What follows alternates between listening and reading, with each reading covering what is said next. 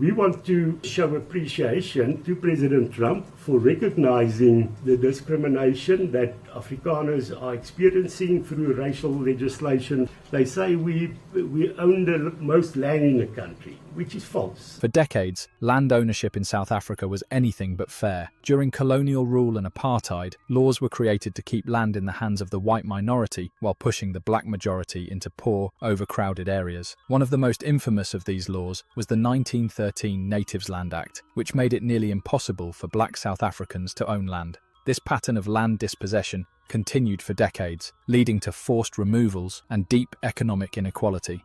We've seen in Zimbabwe, it did not bring prosperity that everybody in Zimbabwe now have land. We've seen hyperinflation, we've seen millions of people leaving Zimbabwe, we have seen the economic collapse, and we are seeing people that are unemployed at the moment in Zimbabwe. Zimbabwe's land issues go all the way back to British colonial rule. Under the 1930 Land Apportionment Act, black Africans were stripped of their right to own land freely.